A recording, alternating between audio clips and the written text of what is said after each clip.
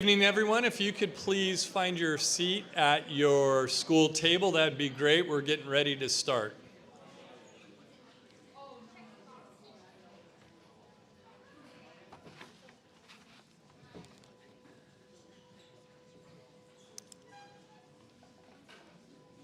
Mr. Gill. Mr. Gill.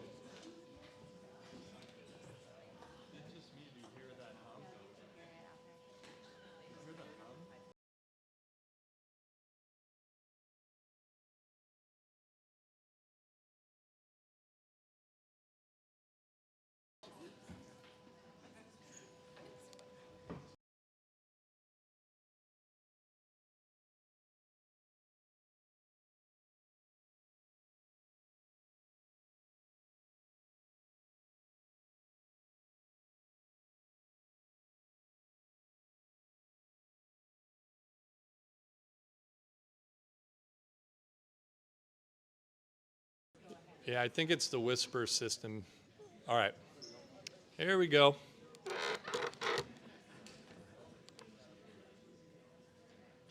If we're not, go ahead and turn it up.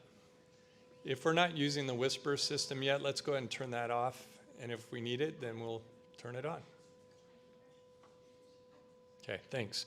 Well, good evening, everyone. My name is Scott Dilley, and I'm the area superintendent for the Clovis High area, and I thank you for coming out and fighting the river of rain that we're having today, so we appreciate your attendance. So welcome to our boundary review meeting. Before we get started, just a couple things. The restrooms are through any of these four doors, ladies on that side, men on the other side. We also have child care provided tonight. I don't see any children that might need that, but if so, Danny, do you want to wave your hand? Danny Bravo right there. We have peer counseling students from Clovis High who are happy to help with that. At each table, we have our school admin, so principals, GISs, LDs, wave your hand if you're here so you know who they are from each of our 10 schools in the Clovis High area.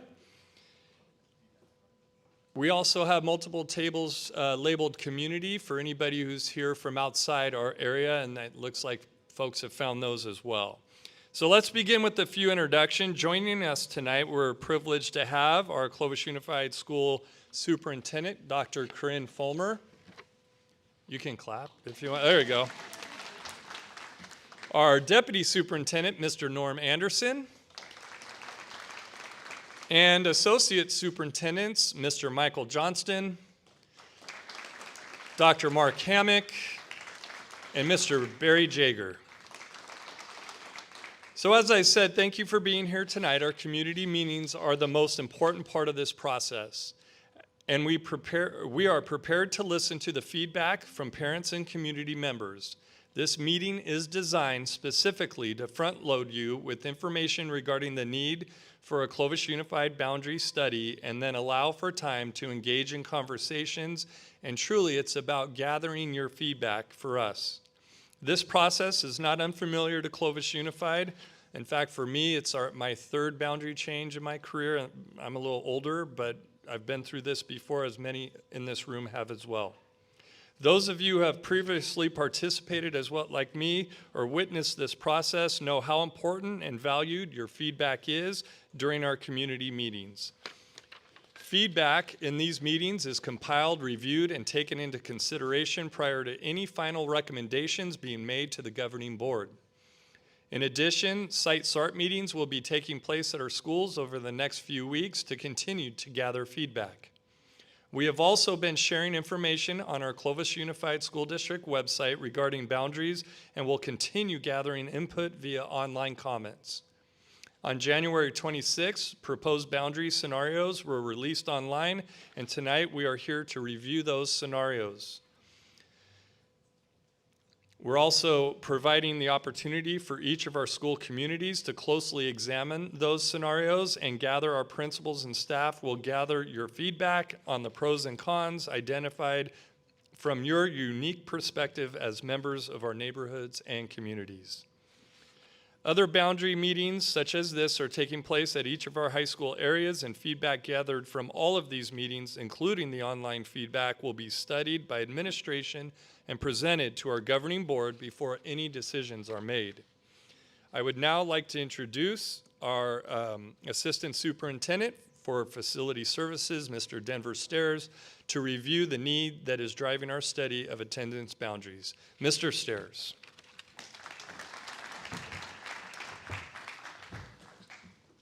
Thank you. Thank you, Mr. Dilley, and welcome again. And I know that we've shared this, but welcome. Thank you for coming out in the rain. We truly, truly are soliciting feedback tonight. So please, when we get to that point, any ideas, thoughts, questions that you have, let's get them down on paper. If you have not already submitted them online, or even if you have.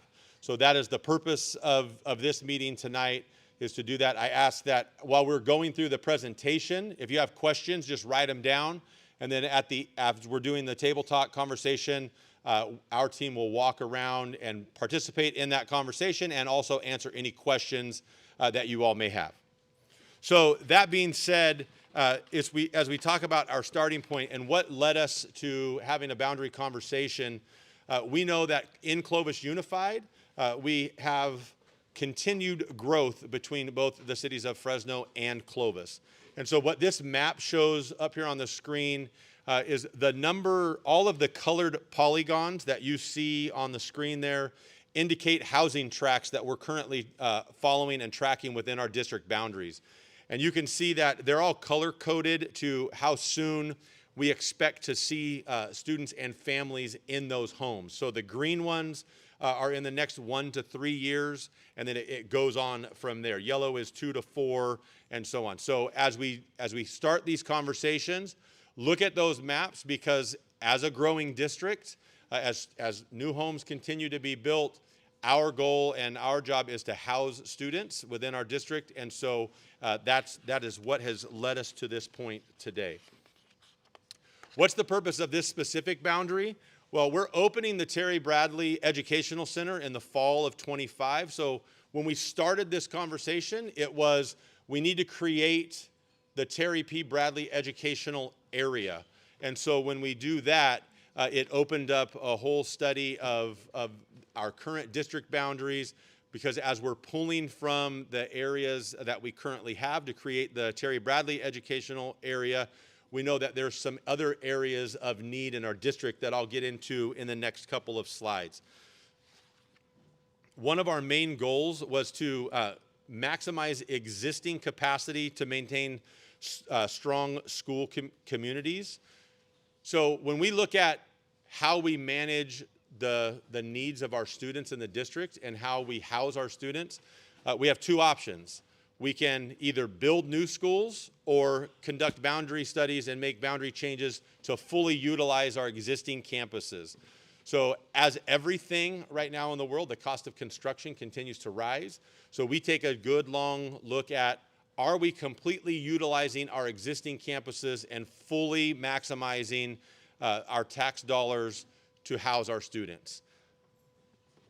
If nothing changes in the next 10 years, or within the next few years, we will have schools that far exceed their current boundary capacity, their current enrollment capacity. Those schools are Fugman, Riverview, Cedarwood, Dry Creek, Rayburn, and Clovis East. When you have schools that are overcrowded, that poses a problem of facilities, what we can manage, and how we can handle the existing needs of our campuses and the students on those campuses. The same is true for schools that will be under-enrolled. If nothing changes in the next few years, we'll have schools that are severely under-enrolled. Those schools are Jefferson, Maple Creek, Nelson, Pinedale, Sierra Vista, Valley Oak, and Weldon. When you have a school that's over-enrolled, it's hard to meet those needs from a facility standpoint. When you have a school with low attendance, it's hard to meet the needs and offer all of the things that we do at all of our other schools, because with less students come less teachers, and we don't have the same opportunities with staffing. This is a heat map slide that shows our entire district And what this is signifying, if no changes were made, some of the schools would be underutilized while others would be extremely overcrowded. On this map, the darker the red or maroon color, the higher the enrollment, the more closer to being over capacity, and the lighter the color, the less students that would be on that campus. Our boundary study timeline, we started this work in September. We met 5 times between September and December with a group of about 50 to 55 people from across the district in all walks of the district staff.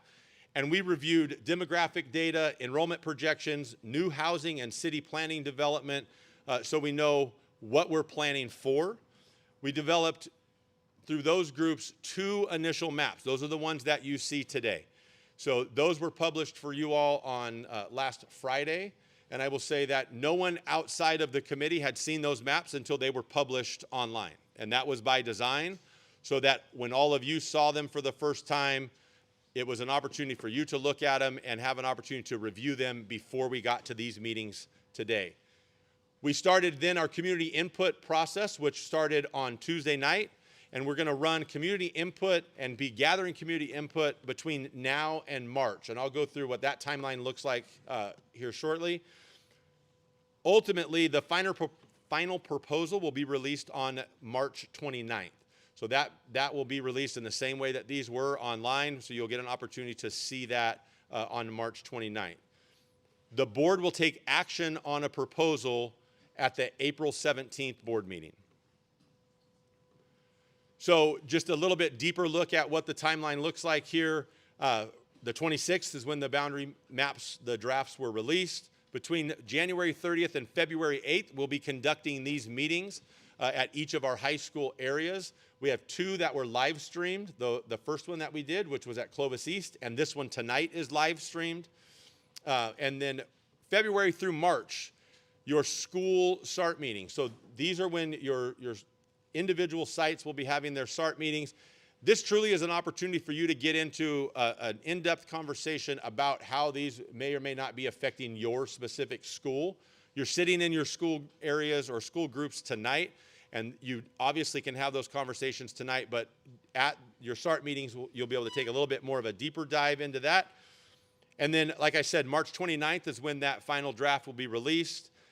April 3rd is when the board will see the draft for information. And we will be taking online feedback, both if you look at the QR code that's on the table or if you go to the website, up until April 12th, we'll be taking that feedback. On April 12th is when that form will close. And then the board will take action on the 17th. After the board takes action on the 17th, these boundary meetings do not take effect until August of 25.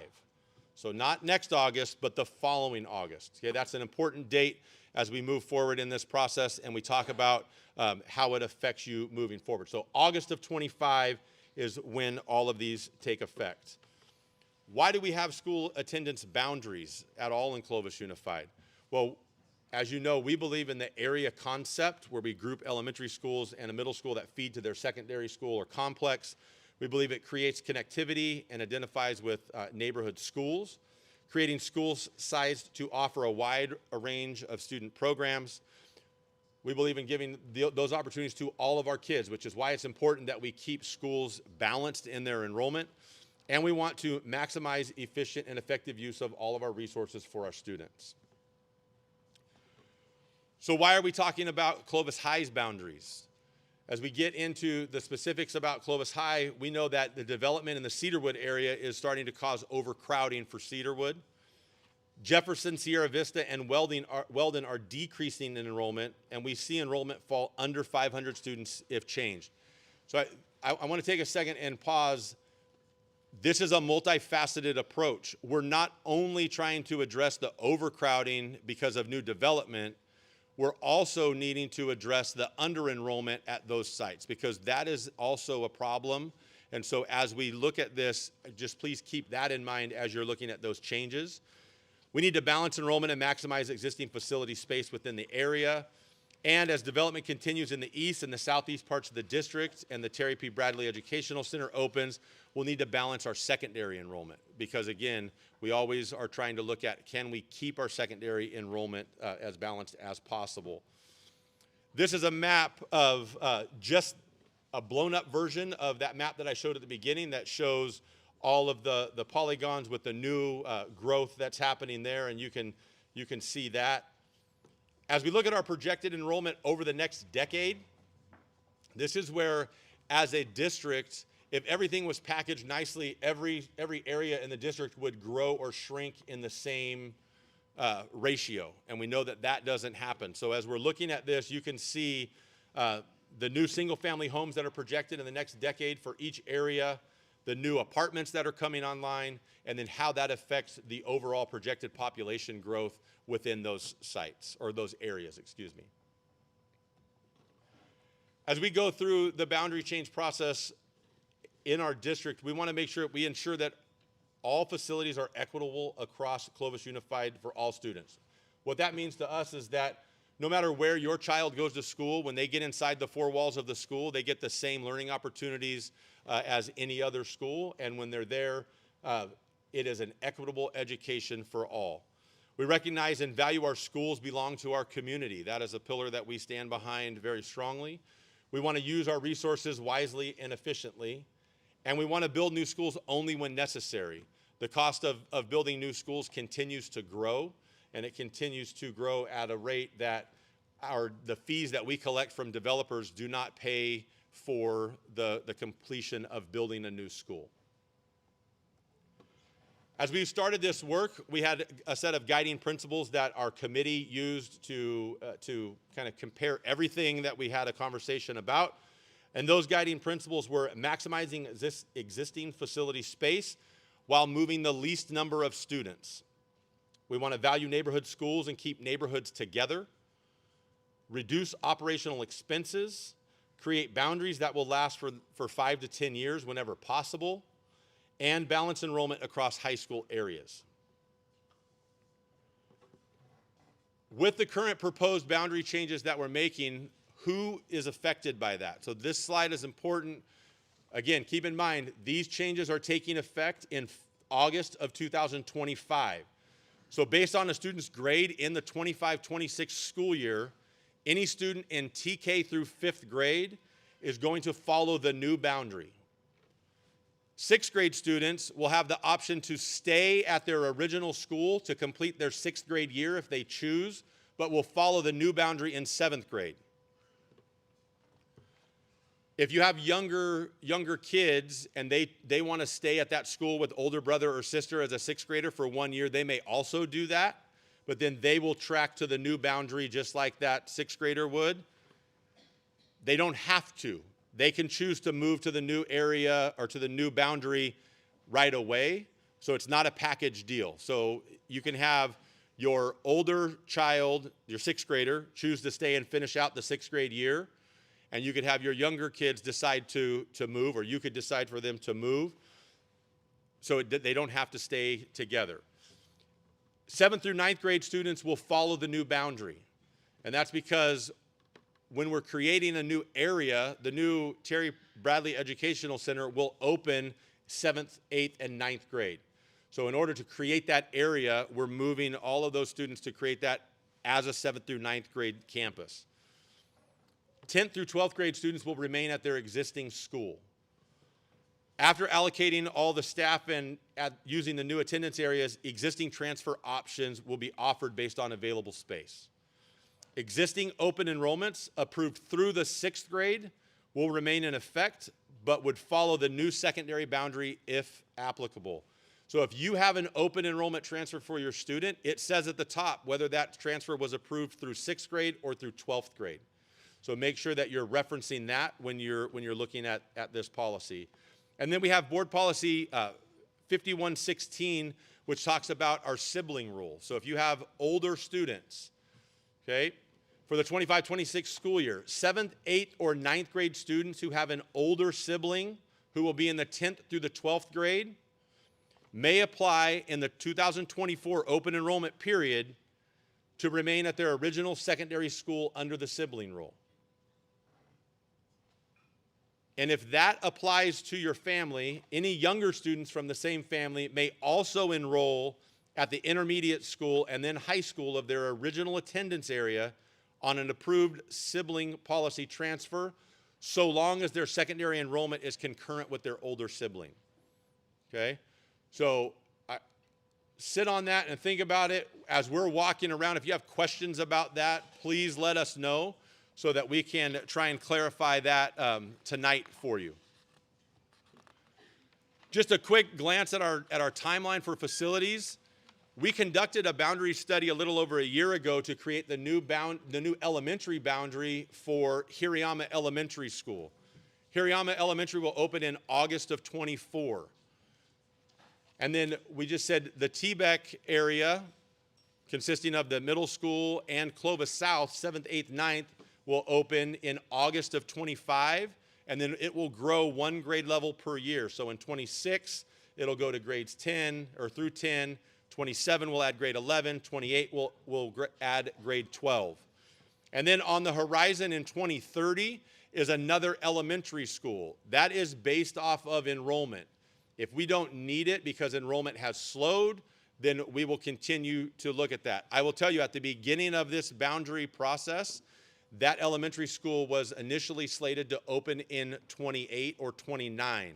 Through looking at the numbers with where we are, it's been pushed out to 2030. We'll take a look now at the scenarios. You have a big map on your table, and so you can look at that once the table conversation starts. You also have, and I'll put them up here, but the maps that were released on the website is what we're going to talk about now. I just want to make sure that everybody is clear about how to read these maps, and we will be around to clarify if you have any questions. But the red flags signify our current schools. The dark shaded lines, the heavy borders, are the current border. So you're looking at a secondary map right now. So that yellow area on the upper left side is the Clovis West area, and you can see that thick border that surrounds that. That is the existing border for the Clovis West area. Anything that is crosshatched, so if you see this area here, that is a proposed change. So anything that has a crosshatch on it is a proposed change. So in this map, you're looking at the Clovis West area, and that yellow section signifies a proposed change from the Clovis North area into the Clovis West area. The color dictates the school. Okay, so in this case, because it's secondary, the Clovis West area is yellow, and that proposed change is signifying that. If you see a blue dotted line, that blue dotted line signifies a change between scenario, or a difference rather, between scenario 1 and scenario A. Okay? So you can see in this map, this triangle here has a blue dotted line. It's different. This is scenario 1.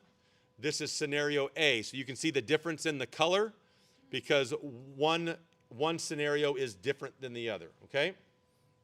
You read the elementary maps the same exact way.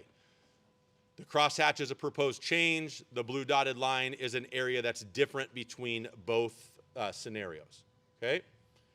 And again, we'll come around and clarify those as you're asking those questions. The maps, the big maps that you have at your table, have a couple other features. The circle shows the area of transportation. So inside that circle, no transportation is provided. And it also has some numbers. The first number on the top is the study area. That's the study area of that neighborhood. So 153B is the study area of the neighborhood. The two smaller numbers are the two numbers, that's the number of students that neighborhood generates, both in 25 and then in 28. And if you have questions about that, it's in the lower right-hand corner of that map to make it easier to understand. That just helps you as you're making comparisons to be able to give us as much data as you can to be able to, for us to point right to the specific neighborhood and number that you're talking about. Again, as we get ready to move into the table talk conversation, please, we are desperately seeking your feedback. We want you to have questions. We want you to come up with possible solutions so that we have an opportunity to continue to look through those. At this time, I'm going to ask that our Deputy Superintendent, Mr. Norm Anderson, comes up and leads us through our tabletop. Thank you, Mr. Stairs. I've just, maybe to reiterate a few things that Mr. Stairs said. Clovis Unified is a different district than many districts in the state of California. We're a growing district. Most districts in California are actually decreasing. They're looking, having these meetings about which schools to close. We're glad we don't have that problem, but this does create its own issues. Our growth has always created issues. When I was a seventh grader, when I was coming in as a seventh grader at Clark, Clovis West had just opened, and I was hearing about it as a student, students who had to go to Clovis West and that had been Cougars their whole lives and everything of that sort. So I remember that conversation. When I came back to Clovis High as a learning director, was in '99, right, that fall, Clovis East was opening. So we lost some elementary schools that came to Clovis High, and obviously a large growth area in the Clovis East. So this continually goes, has a process when you're in a growing district. 17 years ago, I became the principal at Clovis North, and at that time, there were schools from the Clovis West and Buchanan area that became Clovis North area schools. And we had these meetings, and it was not an easy conversation, but it was a lot of processing and a lot of reviewing. And I'll just assure you that in the years that I've been involved in these meetings, the map that gets proposed to the governing board is never exactly the same map that comes into these discussions, because all the feedback is taken into consideration. And it's looked on the large scale of how does it impact the district, but also as much as we can specific neighborhoods as well too. So as Mr. Stairs says, the feedback is very, very vital. And we've had some very good meetings, last two meetings, very respectful conversations at tables, very respectful sharing out. So we really do appreciate everybody's input in that. The discussion points really with the principals or table facilitators. You are going to record the ideas that come up and the conversations that come up on the white poster board, white post paper that will be brought around. We're hoping you can have some good conversations. We're also going to put the guiding principles back up on the board, which helps you kind of navigate as I'm thinking about this change that I want to make to this map, which guiding principle and how does that impact the guiding principles that the district is continually looking at. But we'll record all those conversations and concerns. Principals will, or table leaders will report out the top 3 or 4 at the end of the night. We usually have gone about 30 minutes with table conversations, and that seems to be where I've worked well the last 2 nights, so we'll probably go right about 30 minutes. I would encourage you, there are some QR codes on the table that if there's something that maybe is more specific to your household or to your specific neighborhood that doesn't get put on the white paper, feel free, that QR code, you can put it right in automatically in, but maybe wait till the end after all the conversations have occurred, because we also have a studio audience. What do I sound like, Bob Eubanks or somebody?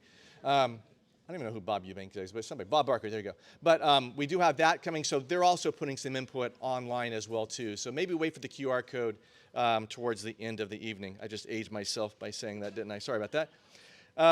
But all recorded comments, and we've got a lot of them. Oh, we want to make sure that the name of the school gets listed at the top of the poster paper so we know where that input is coming from, because all of these will be reviewed by the team and also provided to the governing board as well. Okay, so with that, I'm going to turn the table conversations over to the table leaders and principals, and the guiding principles, different principles, are up on the board here to help guide us through those conversations too. We'll probably check in about 6:30 and see if we're ready to start doing our sharing out. Thanks, everybody.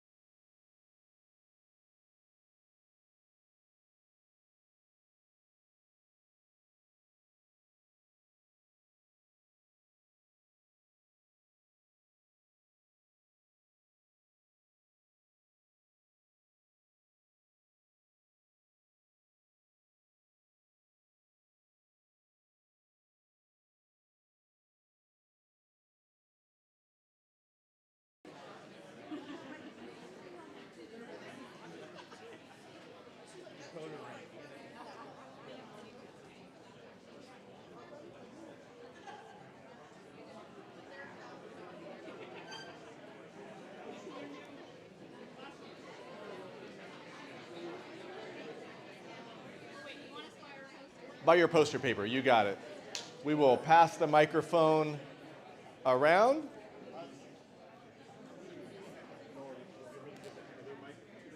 They've got it. Thank you. All righty. We could have the principals by their paper. I didn't want to sing, by the way. I did not, but we're going to start with you. We were going to start with you, so I didn't want to start. All righty. So we'll have everybody share about 3 or 4, and we will just take the mic along the way. Principals and table greeters, if you could use both of the microphones, how you do that, I don't know, but if you could use both, one's for the folks at home. Okay. There you go. All right, so Cedarwood is looking at losing a couple sections. So the biggest consensus was we need to consider students and mental health. A lot of these students have just established, are really getting connected into the community, and there's a couple of neighborhoods that are proposed as being divided. So looking at the neighborhood continuity, is there another place that boundaries could be shifted to maintain those neighborhoods? Those were kind of the big things that came out of it.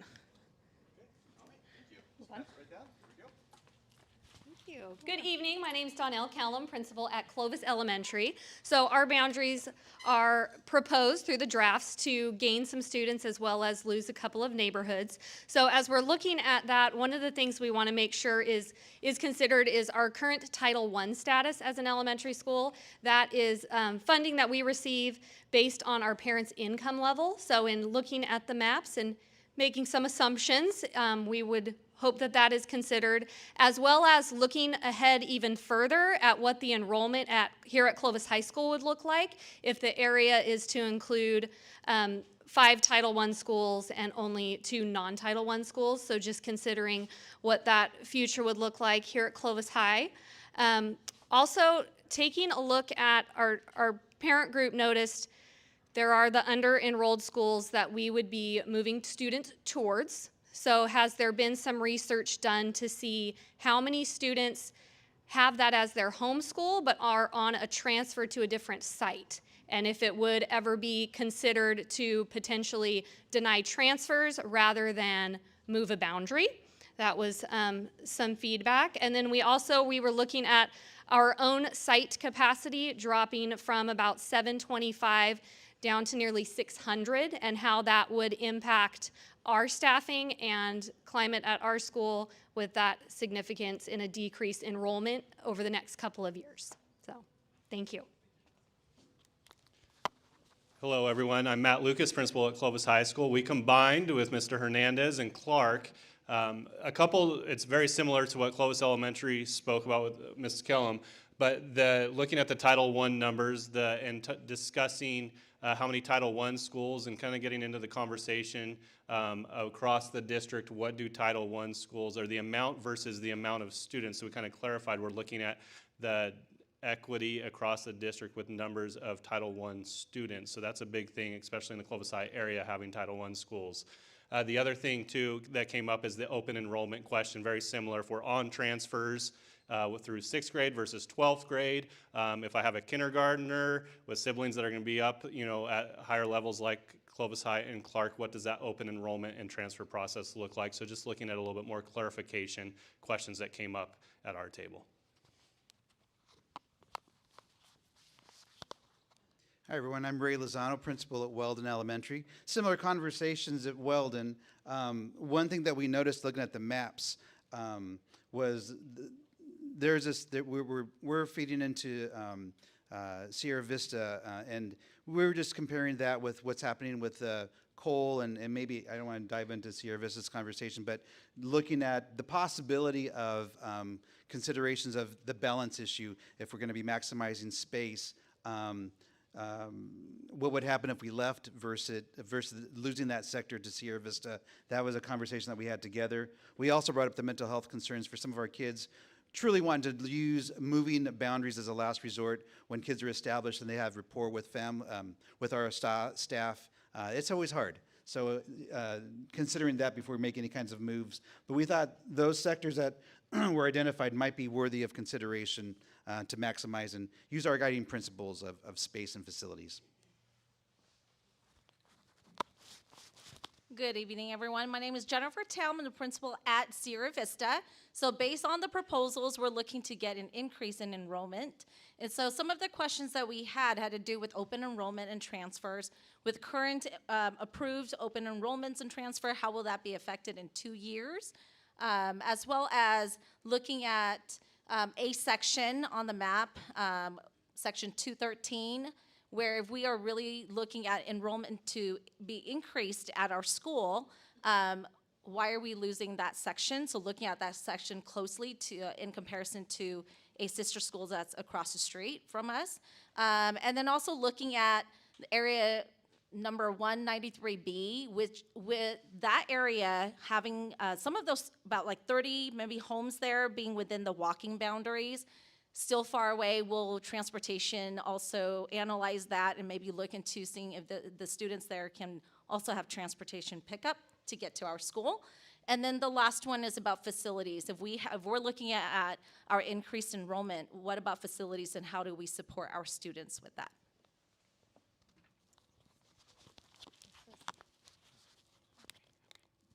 All right. I'm Katie Scalzo, principal at Gettysburg.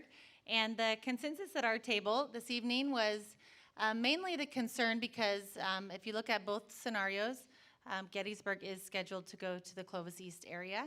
And so the biggest concern is for families, especially the younger families that chose to purchase a home in the Clovis area based on their family history, legacy, their loyalty to programs, sports programs, and things that their kids have been involved with. And not wanting to change that. And so the question is, was there ever anything else considered in terms of which school or which areas move rather than Gettysburg?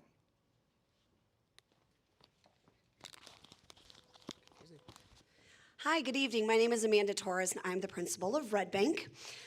We are looking at losing a few neighborhoods as well as gaining a few in return. There's a lot of concerns with some of the guiding principles were cited. Safety being one of them is in an attempt to maximize or reduce operational costs. We're talking about moving a neighborhood that is directly across the street from our school. We're the only proposal where a street that connects to your school is being looked at being shifted.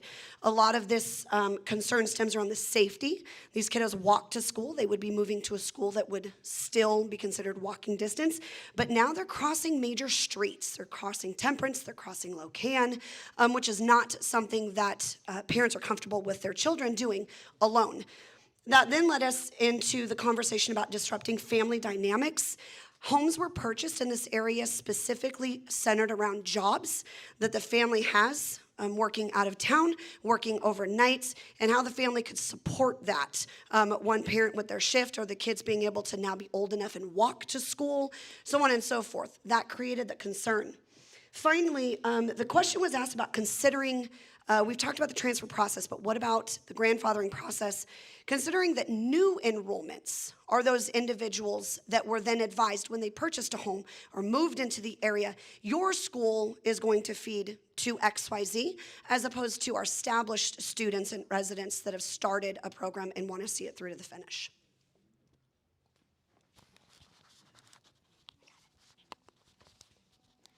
All right, I'm an assistant superintendent for the Clovis South area. My name is Dr. Stephanie Hanks, and I'm representing the Dry Creek Elementary School.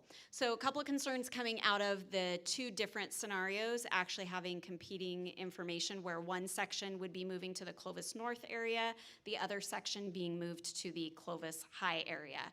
So some concerns about why perhaps the area moving to north would be the case, and so wondering why that would be happening when in fact Clovis North is showing to grow in the future, and it might actually go against one of the guiding principles for the long term.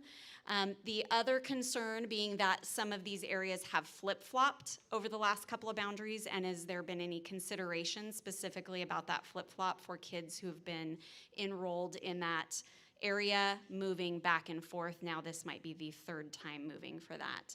And then finally, all considering this idea of the flip-flop around the idea of social emotional well-being for their older students who have been flip-flopped back and forth. Good evening, I'm Jennifer Thomas. I'm the Assistant Superintendent for the Clovis East area, and I'll be sharing feedback from the Riverview and Copper Hills communities. So in looking at Riverview and looking at the guiding principles, they feel strongly that the expense of transportation K-12, because those pockets that are going to be heading over to the Clovis West area will require transportation, and currently those communities are walking to their school sites. The next concern is about splitting neighborhoods, and the district's definition of a neighborhood doesn't align with the definition of the community. So the district is prioritizing developments, and the community would like the definition to really encompass neighborhoods. So that's a concern. And then they're also concerned about why aren't we not looking at overflowing students to Bud Rank and the new school in Heritage Grove? And the reason they're thinking that way is that Riverview does not become too large for another 6 years. So when that time comes, they feel like we could start overflowing to Bud Rank, who is currently smaller than most of the schools in the area. And then a final solution is to pull 119F to Garfield, pull 153B to Woods, 119E to Woods, 113B, 133D, 119H to Maple. This will alleviate moving Riverview students, and the students in these areas are not there yet. So those students they're not affected yet. We're currently affecting students that are sitting at seats, and these communities are yet to be built. So that's it for Riverview. And then looking at Copper Hills, they just had some concerns about the accuracy of the projections of the numbers. They're wanting to grandfather current students. They'd like to see a slower rollout for their area. They understand the need to build the Clovis South area, but would like to see a slower roll when the need hits the Clovis North area. And then just the pride of the center, that the Clovis North area has done a really great job of building an area where they look forward to going to a 712 center.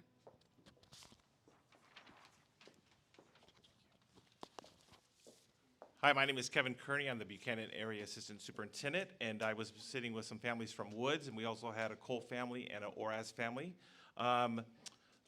Some of the concerns that came out from our table, just the mental health and well-being of our students having to move, and just the negative impact. Many of these kids came from, spent many days of school away from campus during COVID, and so how that's going to impact them if we have some sort of additional change in their life. Current networking in the neighborhoods and families is just such a positive network, and so taking that away could be an issue, whether it's daycare or just carpooling and all those sorts of things. And then the declining enrollment at Woods is a concern. And then the one request or one statement was just about, could we grandfather in the current students, like it was said at a few others, and allow all the kids to stay and then kind of slowly transition into the current boundary.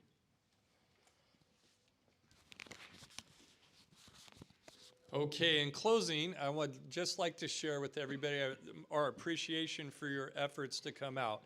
On behalf of Dr. Fulmer, I see that we have a board member, Dr. Fogg, came tonight, which is great to have him listen to comments as well. All of these things that are written are going to be saved and compiled into a master document from all of these meetings so that our district administration can look at comments and see where things could be adjusted where possible. And then we'll go from there, and there'll be more communication through our district website, by other means, to get information out to each of our school areas. And like I said at the beginning, there will be SART meetings at your local schools coming up as well, where maybe more people are able to attend and more feedback can be given. So with that, there will be a few of us that hang around for a little bit afterwards if you have more questions. And if not, thank you very much and drive safely home.